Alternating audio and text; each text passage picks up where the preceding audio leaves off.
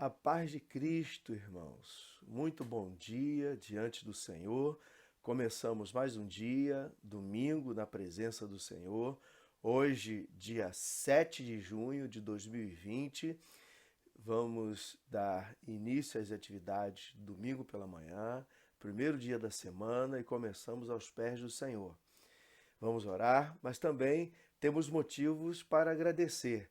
Esta semana, dia 9, terça-feira, nossa irmã Gabriele Barcelos completa mais um ano de vida. Parabéns, Gabi, Deus abençoe você. E também os nossos irmãos, o Diácono Lima e a Andréia, completam mais um ano de vida matrimonial.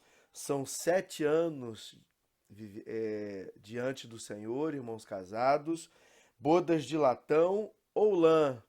Então, Deus abençoe aí a Andréia e o Lima, beijão para vocês também. Vamos orar, agradecendo a Deus pela vida do casal e pela vida da Gabi, que terça-feira, dia 9, completam aniversários de casamento, e a Gabi mais um ano de vida. Vamos orar ao Senhor. Senhor nosso Deus, nosso Pai, bendito e soberano Deus, somos gratos a Ti pela vida da Gabriele, Senhor, que o Senhor a sustente, dê força a ela, abençoe a sua família também, o Igor, tomando o casal em Tuas mãos, Senhor Deus, a família, Senhor Deus, que estejam diante do Senhor e a sua vida seja regrada com as mais ricas e poderosas bênçãos dos céus. Oramos também, Senhor, pela vida do casal Diácono Lima e Andréia, que também completarão ao longo desta semana mais um ano de vida. Juntos, Senhor, Senhor abençoe o casal, que o amor, a paz, a cumplicidade, a complementaridade, o respeito estejam latentes em cada alma, a cada dia, abençoando o lar, tomando-os em Tuas mãos e dando a direção dos céus.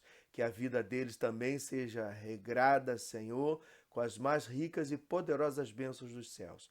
Abençoe, Senhor Deus, a vida da família. Tome eles em Tuas mãos, ilumine, Senhor Deus, com Teu Santo Espírito. Somos gratos também, nesta hora bendita, por podermos estarmos diante do Senhor, estudarmos, Senhor Deus, a Tua palavra e meditarmos, Senhor Deus, conforme Tu queres.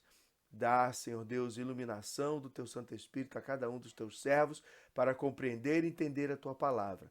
Faz de nós, além de estudantes, Senhor Deus, também praticantes de Tua palavra. Nós somos gratos e Te louvamos e bendizemos por tudo, Pai. Em nome de Jesus, amém e amém. Então, irmãos, hoje, dando sequência à segunda parte do estudo que começamos quinta-feira, a parábola do credor incompassivo, tá, irmãos? Perdoado e perdoando. Deus abençoe a todos, reúna a família e vamos estudar a palavra do Senhor. Vamos começar, irmãos, louvando e adorando ao nosso Deus, irmãos. Belas palavras de vida. Vamos louvar ao Senhor.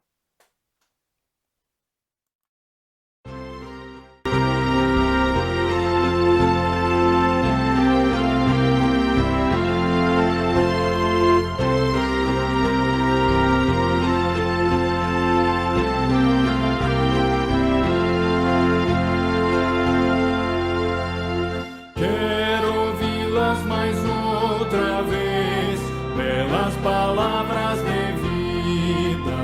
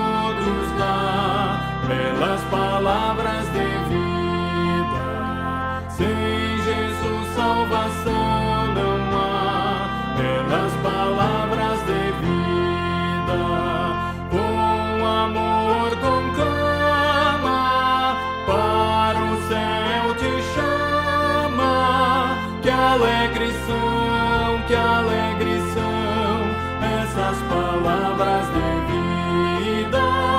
Que alegre são essas palavras de vida.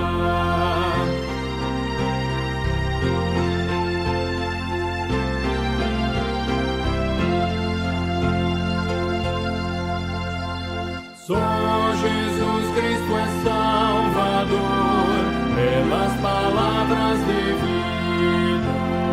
Quer salvar todo pecador, pelas palavras de vida.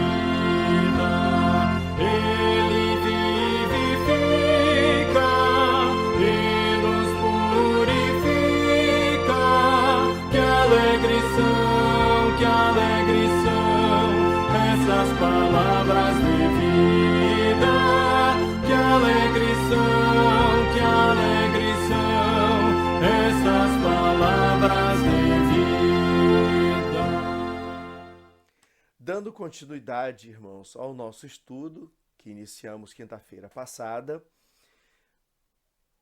perdoado e perdoando, a parábola do credor incompassivo, lá em Mateus 18, versículos 21 a 35. Lemos juntos esta passagem, então abra sua Bíblia aí, irmão, irmã. Mateus 18, versículo 21 a 35. Pedro está interrogando a Jesus, falando sobre quantas vezes se deve perdoar um irmão, e Jesus responde e conta esta parábola, irmãos, de uma pessoa que tinha uma dívida impagável, foi perdoada, mas não perdoou aquela pessoa que lhe devia muito menos. E isso anulou todo aquele perdão da dívida que ele recebeu, e ele também foi preso, irmãos. Foi grande o juízo sobre ele. Anulou a justiça, a graça que ele recebeu, ele não soube repassar o perdão, e com isso ele anulou tudo o que ele havia recebido, isto é, o perdão da sua dívida. Então vimos, irmãos, que quantas vezes devemos perdoar? Primeiro ponto, que é uma pergunta. Neste ponto vimos versículos 21 e 22 do nosso texto de Mateus 18, a consulta de Pedro. Pedro consulta Jesus e observamos a resposta de Jesus. Até 7 vezes, Senhor? Pedro indaga a Jesus. E Jesus surpreende, não apenas 7 vezes, mas 70 vezes 7. Isto é, 7 vezes 10 vezes 7 de novo. 7 o número da perfeição, 10 o número da completude, da totalidade, isto é, também é perfeição, então é perfeição vezes perfeição. Então, Jesus está dizendo para Pedro, você tem que estar disposto a perdoar uma forma infinita, de infinito, né, infinitamente, você tem que estar disposto a perdoar, não uma, duas ou três, mas infinitamente. E o ponto 2, onde estamos, irmãos? Por que é tão importante perdoar? Por quê? Também é outra pergunta. Então vamos observar aqui, dentro desse segundo tópico, por que é tão importante perdoar, o primeiro ponto aqui, que é o credor compassivo. Para destacar, irmãos, a importância das palavras ditas a Pedro, Jesus contou a parábola que estamos estudando. De acordo com o ensino central desta parábola, quem recebeu o perdão tem de tomar a iniciativa e perdoar os que lhe devem também. Isso inclui todos os cristãos, todos os seguidores de Cristo. Estes já sabem, por experiência própria, o que é ser perdoado. Todos nós sabemos, seguidores, cristãos, os seguidores de Cristo, né, os servos do Senhor, sabem o que é ser perdoado. Aqui, Jesus quis enfatizar a enormidade da dívida que nos foi perdoada. Por isso, em sua história, ele atribuiu ao servo devedor um débito gigantesco. gigantesco, impagável. Correspondia aproximadamente 50 vezes a contribuição conjuntas das províncias da Galiléia e da Pérea para ir para os cofres romanos, que, segundo Flávio Joséfo, né, o historiador do primeiro século da nossa era, foi de 200 talentos num certo ano. E olha que a Galiléia era a mais rica das províncias romanas em Israel. 10.000 talentos, irmãos, a dívida que aquele servo devia ao seu senhor, era dinheiro que um trabalhador levaria milhares de anos para ganhar. Como nós falamos, né? Mais de 164.000 anos, irmãos, de trabalho. Então, se o trabalhador daquela época e de hoje também pudesse viver tanto tempo assim, também não ia conseguir pagar, irmãos. Era uma dívida impagável, muito difícil. Por isso, o que moveu aquele rei da história da parábola e o levou a perdoar o seu servo não foi a promessa de pagamento ouvida daquele servo, não, mas foi a sua compaixão, porque o rei sabia que aquele servo não podia pagar. Então, movido de amor, de compaixão, de misericórdia, ele perdoa a dívida. Não foi a promessa de quitação da dívida que moveu ele a perdoar, mas foi a sua compaixão, a sua misericórdia. Ponto 2 aqui desse tópico segundo, irmãos. Vimos o credor compassivo, agora o credor incompassivo, irmãos. Até aqui, Jesus está falando da nossa dívida cancelada. Mas a parábola toma outra direção quando o servo perdoado encontra um conservo, né, um companheiro, nas escadarias, provavelmente, do palácio. O homem lhe devia um dinheiro lá. Não era pouco, mas bem menos do que sua dívida recém-cancelada. Isso com certeza. Como vimos aí, pouco mais de 3 meses de trabalho, este conservo poderia pagar a este servo toda a sua dívida. Essa sim era uma dívida quitável. Era o salário, como já falamos aí, de cerca de 4 meses de trabalho. Dava para ser pago, irmãos. Mas se a dívida do colega era muito menor, a compaixão do servo perdoado era nula. Ele esganou o homem e não deu a mínima para seus pedidos de clemência. Ele foi radical mesmo, irmãos, e o pôs na cadeia. Podemos ficar fazendo aqui, irmãos, a conta de quanto um e o outro deviam, como nós fizemos no início. Podemos voltar, recalcular e tudo, e discutir, mas o ponto aqui, irmãos, é o exagerado contraste que Jesus estabeleceu de propósito entre as duas quantias. Um devia muito, muito, que não conseguia pagar. O outro devia pouco, que era possível a sua quitação. Agora, irmãos, quem não se entristeceria com uma injustiça dessas, irmãos? Outros funcionários, irmãos, do palácio, viram aquilo e foram contar ao rei. E aí o rei ficou indignado. Sua bondade e clemência haviam sido ultrajadas, irmãos. É assim que ele se sentiu. E a lição ecoa, irmãos, pelos séculos e chega até nós hoje, irmãos. Não devias tu igualmente compadecer-te do teu conservo, como também eu me compadeci de ti? É o que a resposta do rei na parábola, irmãos. É por isso que devemos perdoar, irmãos. Por mais que nos afrontem, um insulto, irmãos, ou insulto nenhum, se compara à nossa ofensa a Deus. E ele nos perdoou. Por isso, as palavras finais de Jesus são da maior severidade. Assim também meu Pai Celeste vos fará, se do íntimo não perdoardes cada um a seu irmão.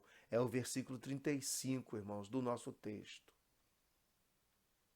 É o que ele já havia dito, irmãos, ao ensinar os seus discípulos a orar, lá em Mateus 6, 14 e 15.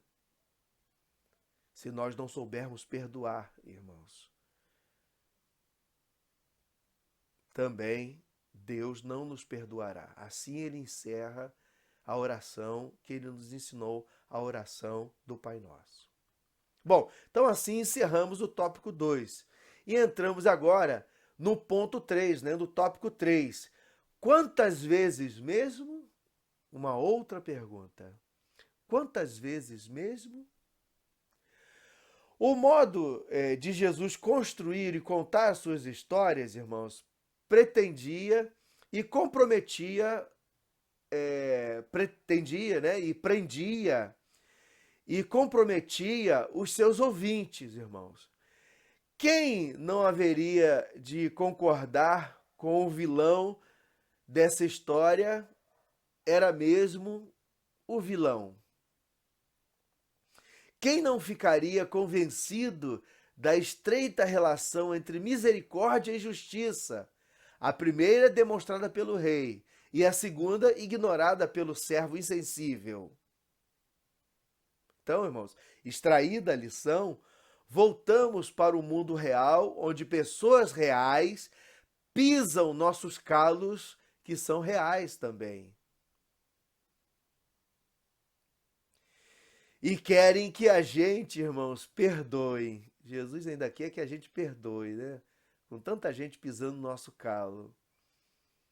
Neste mundo, irmãos, onde altamente observamos a competitividade, né? Um mundo altamente competitivo, irmãos, não é melhor adotar a tática do bateu, levou? Então vamos analisar aqui. Primeiro, realidades estabelecidas. A parábola do servo que foi perdoado, mas não quis perdoar, estabelece, primeiro, que o julgamento é uma realidade. Jesus não evitou, pelo contrário, destacou esse ensinamento. Aliás, ficou muito claro na história o destino do servo sem compaixão e injusto. Foi para a cadeia até pagar o último centavo. E essa condenação é a que se destina a todo aquele que não foi perdoado por Deus em Jesus Cristo. Mas a parábola mostra, irmãos, também a realidade do perdão. Para garantir isso, Jesus veio até nós. Deus é fiel e justo para nos perdoar os pecados e purificar de toda injustiça. É o que lemos, irmãos, é o que vimos, né, quinta-feira, em 1 João, capítulo 1, versículo 9. Deus é fiel e justo para nos perdoar os pecados e nos purificar de toda injustiça. Agora, por que fiel? E por que justo? Fiel porque ao perdoar o contrito que confessa os seus pecados e se arrepende, Deus está cumprindo a sua promessa feita ao seu povo desde os tempos antigos. Lá em Miqueias 7, 18 até 20. Lá em Miqueias 7, versículos 18 a 20, diz-nos o seguinte: quem é semelhante a ti, ó Deus, que perdoas a iniquidade e te esqueces da transgressão do remanescente da tua herança? O Senhor não retém a sua ira para sempre, porque tem prazer na misericórdia. Ele voltará a ter compaixão de nós, pisará aos pés as nossas iniquidades e lançará todos os nossos pecados nas profundezas do mar. Mostrarás a Jacó a fidelidade e a Abraão a misericórdia, as quais juraste aos nossos pais desde os dias antigos, irmãos.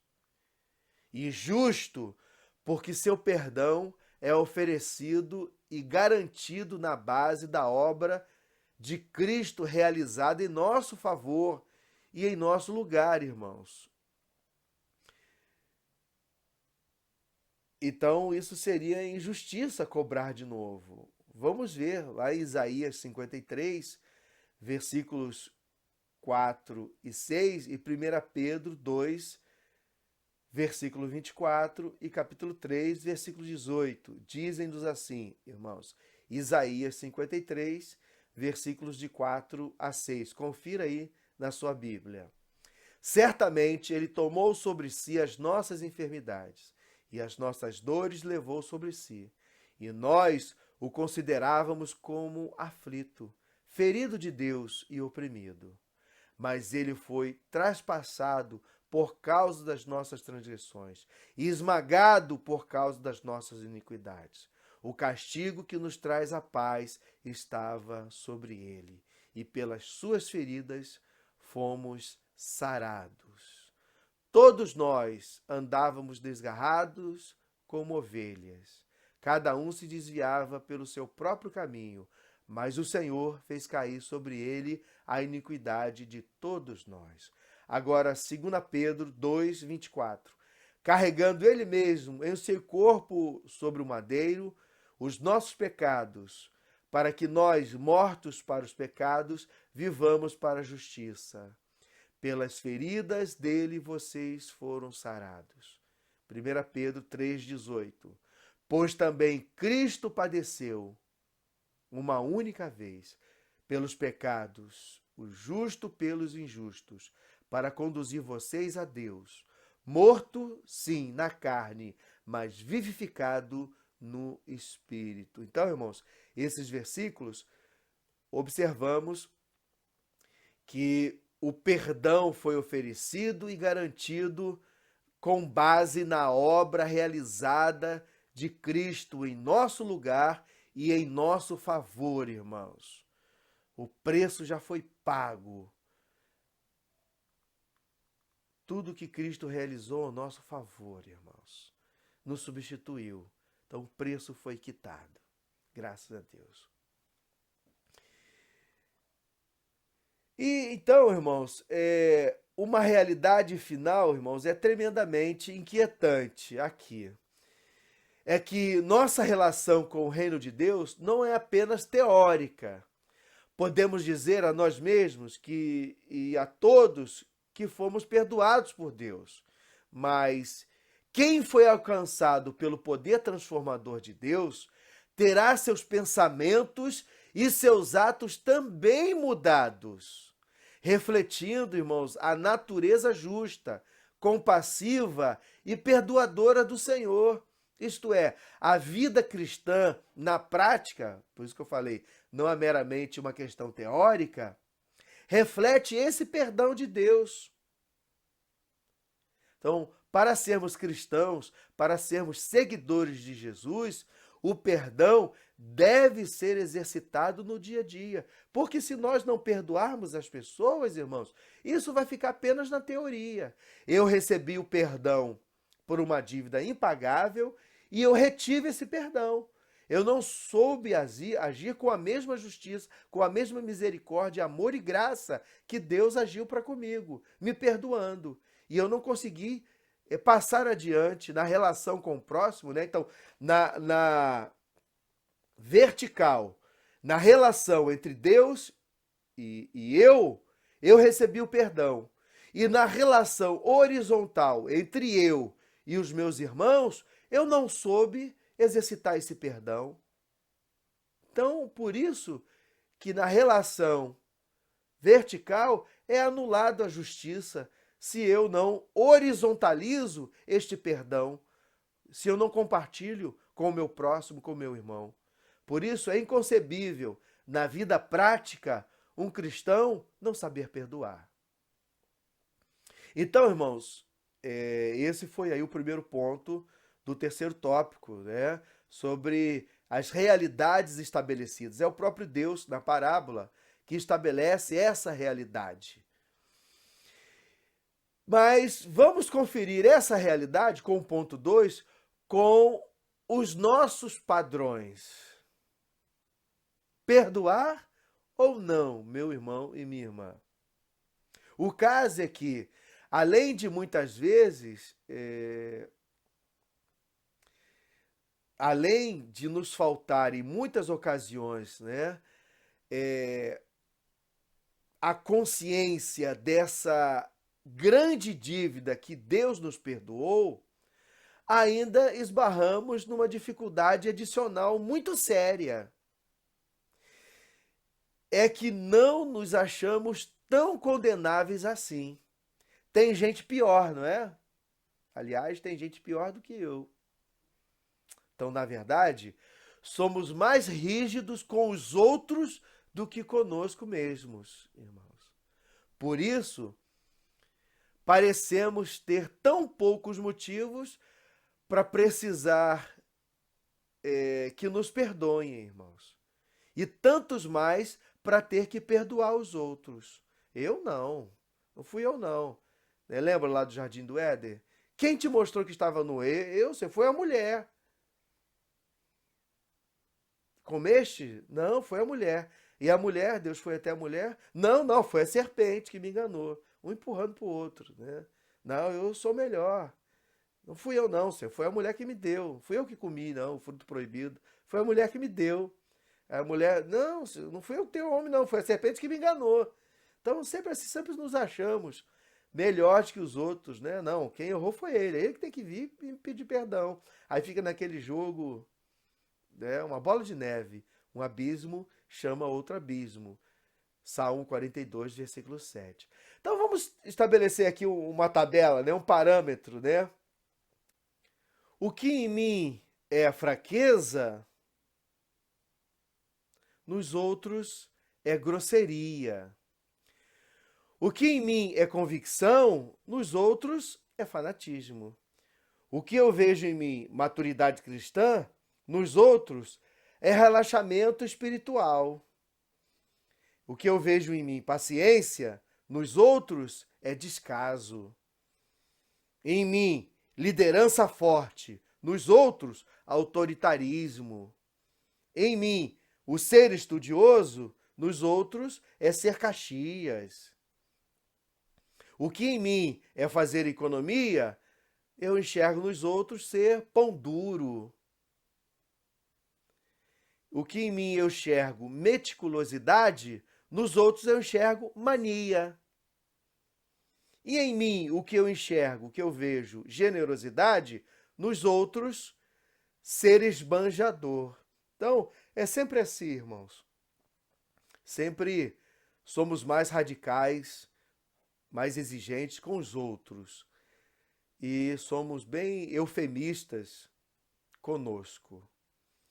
Então, irmãos, concluindo, o que é preciso fazer para não começarmos uma contabilidade dos pecados alheios, irmãos, e não nos esquecermos da enormidade do nosso débito, graciosamente perdoado por Deus?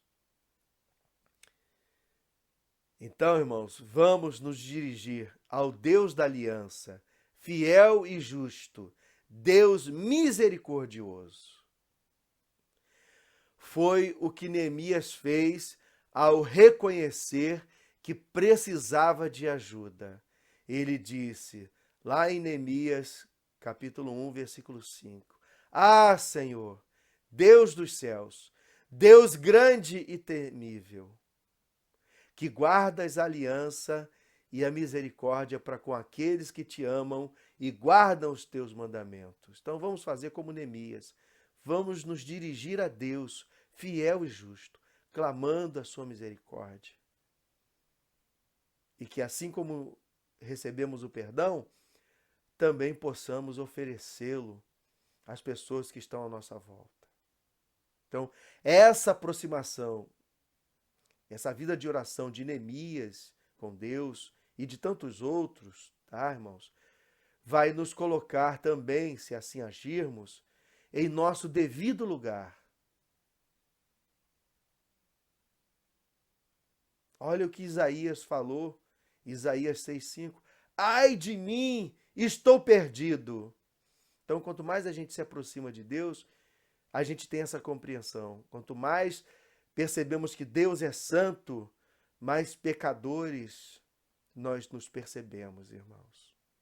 E aí vai nos tornar agradecidos, como lá em Lamentações de Jeremias, capítulo 3, versículos 22 e 23, que dizem, os dois versículos: as misericórdias do Senhor são a causa de não sermos consumidos, porque as suas misericórdias não têm fim, renovam-se a cada manhã, grande é a tua fidelidade. As misericórdias do Senhor renovam-se a cada manhã. Quando você se aproxima de Deus em oração, você se percebe que você é carente, precisa da ação do Senhor e reconhece o seu amor e a sua misericórdia sobre sua vida. E também, irmãos, vai nos ensinar o exercício da misericórdia e do juízo. Então, além de percebermos pecador e sermos gratos a Deus pelo amor e misericórdia, essa aproximação com o Senhor também vai nos ensinar o exercício da misericórdia e do juízo, conforme lá Salmo 119, versículo 59, que nos diz: penso nos meus caminhos e volto os meus passos para os teus testemunhos, irmãos. Então, queridos irmãos, vamos perdoar mais. Exercite o perdão na sua vida, meu irmão, diária, com todos aqueles que convivem com você. Lembrando-se, irmãos, a ofensa maior, a dívida maior, Deus já nos perdoou. Cabe você agora exercitar esse perdão que você recebeu com aqueles que convivem com você. Vamos perdoar mais, irmãos. Deus nos abençoe. Em nome de Jesus. Amém. Graças a Deus, irmãos. Louvado seja o nome do Senhor. Que estudo abençoador. Deus abençoe sua vida e todos aqueles que nos veem e ouvem. Vamos orar agora, encerrando, e recebam a bênção também, irmãos. Em nome de Jesus. Ó Senhor, nosso Deus, nosso Pai, bendito e soberano Deus, oramos nesse momento por todos aqueles que nos acompanham, Senhor Deus, essa segunda parte do estudo, desde quinta-feira, Senhor, quando vimos a primeira parte, Senhor. Tenha misericórdia de nós, Senhor. Somos os mais terríveis dos pecadores, conforme disse Paulo, Senhor. Eu sou o pior dos pecadores, Pai. Também me sinto assim, Senhor. Por isso que eu consigo enxergar, como todos aqueles que nos veem e ouvem, Senhor Deus, o teu amor e a tua misericórdia, que se renovam a cada dia, Senhor, sobre nós. Nós te agradecemos pelo teu perdão, pelo teu amor sobre nós, Senhor. E oramos também para que o Senhor, pelo teu Santo Espírito, trabalhe em nós, para que perdoemos mais, Senhor, que exercitemos mais no dia a dia o teu perdão, Senhor. O perdão que recebemos, Senhor, que possamos oferecer a todos aqueles, a cada dia, que estão à nossa volta.